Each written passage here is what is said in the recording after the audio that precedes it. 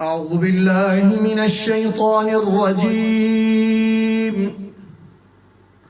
وبرا بوالديه ولم يكن جبارا عصيا. وقال تعالى على لسان عيسى بن مريم وبرا بوالدتي ولم يجعلني جبارا شقيا. صدق الله العظيم. محترم معزز سامعینو، پتیرو مجلسونو کې او پتیرو حلقو کې د پلار او د مور عظمت، شان او صفت په نصوص باندې بیان شو. زما عزیزانو، مور او پلار هغه طاقت او هغه ښکلا ده چې الله جل شانه په نصوص سره ثابت کړي دي چې د دو حق او د دو ذمہداري زموږ په غاړه باندې دومره عظیمه ده چې پس د الله او د رسول نه د دوی خوشحالول او د دوی سره مینه محبت کول او د دوی د حق کېدو نه ځان بچول، د دوی سره ناراستی کولو نه ځان بچول د دې حکم شوی. قرآن او حدیث ډک دی په دې باندې چې تاسو به هغه شیزونه چې په هغې باندې د مور او پلار له تکلیف رسیږي او د هغو د خولې نه پې باندې اوف وځي، د هغې نه به ځان بچوئ. بلکې دا خبره منحصره تر حیاته پورې نه ده چې صرف به د دوی سره تر ژونده پورې تاسو ښه کوئ او خبره به خلاصه شي، بلکې د دوی د موت او د دوی د وفاتېدو نه پس چې په کوم حالت کې دوی تلي، د دوی محاسن بیانول، د دوی ښه بیانول او دوی سره ښه کول او د دوی د مړي سره ښه کول. د مړو سره څنګه ښه کول دي، په دې خبره باندې ځان پوه کړو. اکثره کسان چې مور او پلار ته نه لاړ شي، دوی به په بدعاتو باندې ونښلي، خپل دورې وکړي او اسقاطونه وکړي او خیراتونه وکړي او خبره خلاصه شي. دا 40مه ده او دا 9مه ده او دا 10مه ده او دا 8مه ده. دا شریعت نه دی ویلي. راځئ چې هغه کار وکړو چې هغه شریعت مونږ نه ویلي، قرآن او حدیث ویلي، فقها ویلي، ائمه ویلي، زمونږ علماء دیوبند، علماء حقانی په هغې باندې قایم او دایم دي، اهل سنت والجماعت په هغې باندې قایم دایم دي. هغه اعمال یو کس راغی استاد ابي اسحاق رحمت الله علیه ته، ورته وفرمایل چې ما ولیدل بیګا ته مې ولیدلې او ستا ږیره مې ولیدله مبارکه چې هغې باندې جوهرات او په هغې باندې یاقوت او زمرد او په هغې باندې سونې او چاندي داسې نښتي دي او ځوړندې دي پرې باندې او ډېره ښکلې ښکاري ستا ږیره. نو هغې ورته وفرمایل صدقت، تا رښتیا وویلې. فإني البارحة مسحت لحيتي تحت قدم والدتي. فإني البارحة مسحت لحيتي تحت قدم والدتي قبل أن تموت. ما وی بیګا شپه مور مې زنکدن په حالت کې وه او د موت په حالت کې وه، نو ما دا خپله ږیره د هغې په خپو باندې سولوله. نو الله جل شانه زما دا ږیره دومره مبارکه کړه چې تا بیګا د مجوهراتو سره په خوب کې ولیده. نو زما یقین ده چې دا د هغې خبرې نه ده. نو زما عزیزانو، دا اهمه خبره ده چې د هغوی د موت نه پس دا خبره به تاسو بار بار، بلکې دا دوا به تاسو بار بار په هره دوا کې کوئ چې وقل رب ارحمهما كما ربياني صغيرا. اللهم اغفر لي ولوالدي ولمن توالد وارحمهما كما ربياني صغيرا. دا بار بار وای. واغفر اللهم لجميع المؤمنين والمؤمنات. اللهم اغفر لي ولوالدي وللمؤمنين والمؤمنات والمسلمين والمسلمات. مور او پلار به دائم په دوا کې یادوي. دویمه خبر دا ده چې د هغوی د خپلو سره به نیکي کوئ، صدقې او خیرات او د نورو شیزونو ته به بیا راځو. فرمایي نبی علیه السلام ان ابر البر ان يصل الرجل ود ابيه. دا حدیث مونږ بار بار ذکر کړی دی چې ته به د پلار د خپلو سره او د یارانو او د دوستانو سره به ته ښه کوې. که پلار وصیت کړی خو فبها والنعمه، که چېرته وصیت یې نه و کړی نو بیا ډېر ضرور دی هغې د وصیت نه بغیر هم ته به د هغې د خپلو سره د هغې د یارانو او دوستانو سره به ته ښه کوې چې الله جل شانه دا یو نور ګرځوي او ستا زندګي پرې باندې ښکلوي. او بله خبر زما عزیزانو دا ده، یو کس راغی نبی علیه السلام ته وفرمایل زما د پلار په مقابله کې د نیکۍ نه څه پاتې دی چې زه د هغو سره ښه وکړم او نیکي وکړم. نبي علیه السلام وفرمایل هو، د دې نه چې پسې دنیا نه لاړل، دنیا کې چې تا څومره ښه ورسره کړي الله به جزای خیر درکړي، خو پس له دې نه به دوا ورته کوې، استغفار به ورته کوې، الصلاة علیهما. وانفاذ عهدهما من بعدهما او دا غوی نفاذ کول دا غوی د عهد کوم فیصله چې کړي کوم کتابت لیکل ده کوم وصیت لیکل ده فورا به پاغي باندې عمل کوي او صله رحمی هغه چې پلار دې نشو کولای چې هغه ته ځان ورسي ته به دا غي سره کې او دا غي د یارانو دوستانو سره به ته دوستی کوي فرمای جرير ابن عبد الله رضی الله عنه مونږ په یو سفر کې یو کس زما خدمت کو ما ورته ویل چې دا کار مکوه هغه و فرمایل چې ما نبی علی السلام ولیدلو چې دا کار به انصارو به د نبی علی السلام سره کو نو زما زړه کې وګرځېدل چې دا هغې د اصحابو سره خدمت وکړم د هغې د اصحابو د تابعیو د اصحابو زه خدمت وکړم نو دا داسې دی لکه د نبي علیه السلام چې زه خدمت وکړم ځکه د هغې د یارانو د هغې د دوستانو خدمت کول داسې دی لکه د نبي علیه السلام چې خدمت کوي نو زما عزیزانو د هغوی سره ښه کول فرمایي من احب ان يصل اباه في قبره فليصل اخوانه ابيه بعده څوک چې غواړي چې پلار ته څه ورسېږي په قبر کې نو د هغې د ورونو د هغې د یارانو دوستانو سره لکه د ترونو سره او نورو سره دې ښه کوي او دا ستا دپاره نور دی درې شیزونه دي چې هغه نور د انسان نه ختموي یو دا چې ته د پلار د یارانو دوستانو سره ته دوستي نشي کولی ستا نه نور ختمېږي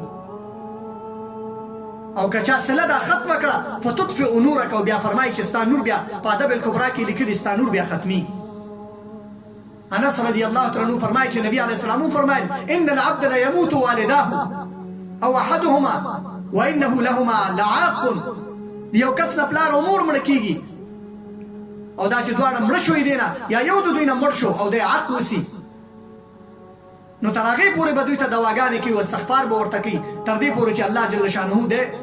یو بار ولیکي او دی نیکي کوونکی ولیکي او د پلار د مور د حق نه الله جل شانه خلاص کړي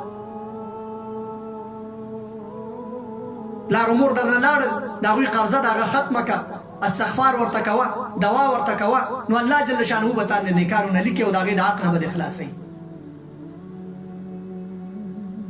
او که همداسې دنیا کې تا ورسره ښه کول او د دنیا نه لاړل بیا تا د هغوی قرضې نه ادا کولې استغفار دې ورته نه کو ښه دې ورسره نه کول نو دې نه پته ولګېدله چې تا حق شوی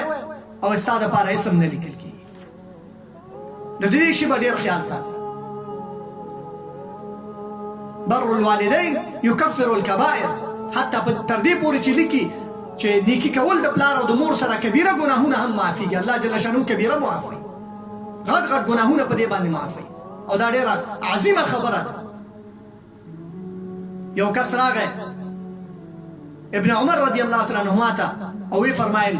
چې یو کس راغی نبی علیه السلام ته ابن عمر راته فرمایي چې یو کس راغی نبی علیه السلام ته او وی فرمایل چې ما ډېره عظیمه ګناه کړې ده ما دپاره یې توبې کومه لاره شته نو هغې ورته وفرمایل ته مور لرې او یا ورته دا وویلې چې مور او پلار دې شته دی وی ویلې چې نه بیا ورته وویلې ستا خاله شته وی هو زما خاله شته وی فرمایل د هغې سره نیکي کوه د هغې په نیکۍ کولو باندې به انشاءالله ستا دا ګناهونه الله جل شانو معاف کړي که واړی که غټ وسي دا ډېره غټه مسله ده او ډېره غټه خبره ده نو زما عزیزانو د دې شي به مونږ ډېر خیال ساتو که دا خیال وساتو د هغوی نه پس مونږ څه وکړو او څه ورسره کم حق ورته ادا کړو نو بیا زمونږ مسله نشته ده او که په دې باندې پوه نه شو بیا تباه او بله دا خبر ده چې تاسو به دغه کوئ نیکي کوئ د هغوی سره د هغې قبرستان له به ځئ مقبرې ته به ځئ د هغوی به تپوس کوئ لکه څنګه چې تاسې په ژوندون کې هغوی له تلئ داسې به ورځئ او سر ته به ورته کښېنئ مقبره کې به سر ته ورته کښېنئ او دواګانې به ورته غواړئ د الله نه استغفار به ورته کوئ اعمال قبلیږي حتی تر دې پورې چې فرمایي چې دا هم د مندوباتو نه دی چې تاسو یو شین بوټی یا د روحان بوټی د هغې په قبر باندې کښېږدئ چې هغې لپاره استغفار وکړي تر هغې پورې چې دا شین اوسي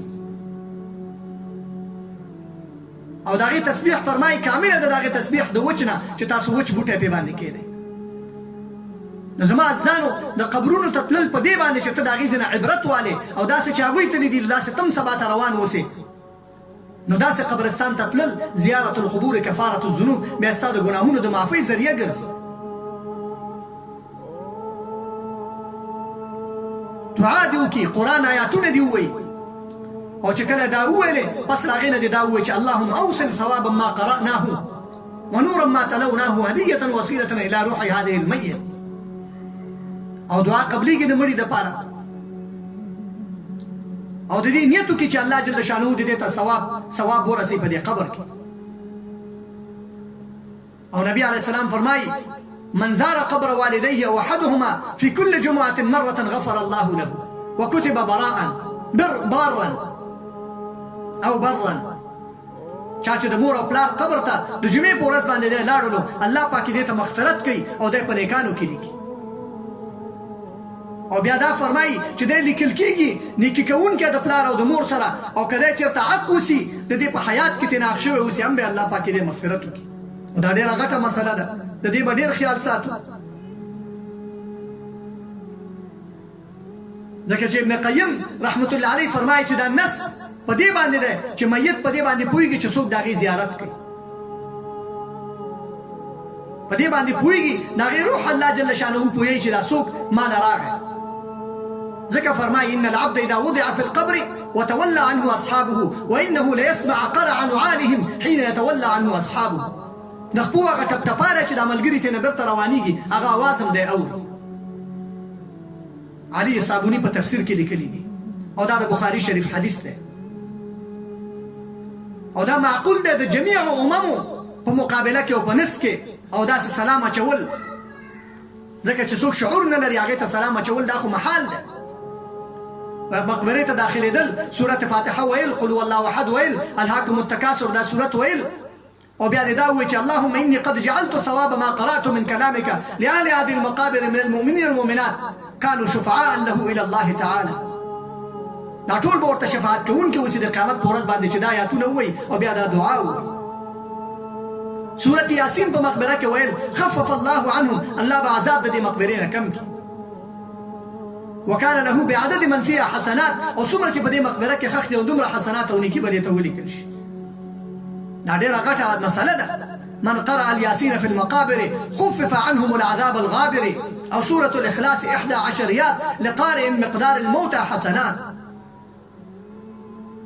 ځینې فضلاء داسې اشعار هم جوړ کړي. نبی علیه السلام فرمایي اذا مات الانسان انقطع عمله الا من ثلاث. ټول شیزونه د انسان نه ختمیږي مګر درې شیزونه صدقه جاریه ده او هغه علم چې دې په باندې فایده دې له رسیږي او نورو ته او هغه اولاد چې هغه دې لپاره دوا کوي او نیکې دواګانې ورته کوي حتی تر دې پورې چې ته حج هم کولی شي د هغوی نه صدقه هم کولی شي د هغوی نه او نیکي هم کولی شي. انس رسول فرمایي چې یو کس راغی نبي علیه السلام ته وویل فرمایل ان ابي قد مات ولم يحج حجة الاسلام. حج به نه دی کړی. ارايت لو كان على ابيك دين كنت تقضيه عنه. نبي عليه السلام ورته وفرمایل کچرته ستا په پلار باندې زما قرضې ته مال راکې وای هو درکومه نو یې فرمایل هو فانه دين عليه فقضه. دا حجم دغه باندې یو قرضه پاتې وتی ادا کړي حجم کولای شي دغه لپاره. یو خزي او فرمایل یا رسول الله سلام زما د مور 2 میاشتې روزه پاتې ده زه کولای شم. نبی عليه السلام ورته وفرمایل هو. هغه ویل حج نه دی کړی زه کولای شم هو هغه لپاره حجم. بیا فرمایي نبی علیه السلام ته یو کس راغی ورته یا رسول الله سلام اعتق عن ابي وقد مات. نو مور او پلار نه یا د پلار نه زه کولی شم چې یو غلام آزاد کړم. ورته وفرمایل هو ثواب هغې ته رسیږي او ستا د ثواب نه هېڅ هم نه کمیږي. من حج عن والديه بعد وفاتهما كتب الله له عتقا من النار. چا چې د پلار له خوا نه یا د مور له خوا نه حج وکړو پس له هغوی د فوت نه او د وفاتېدو نه نو دا د دوزخ نه د نجات سبب ورته همدغه ګرځي. دا ډېره غټه مسله ده. دې باندې باید موږ خیال وساتو او غور وکړو چې الله جل شانه ده فضل او اجر او ثوابونه موږ ته راکړي. یو کس راغی نبي عليه السلام نه تپوس وکړو چې یا رسول الله ان امي افتلتت نفسها ولم توصي. هغه لاړله دنیا نه خو وصیت نه دی کړی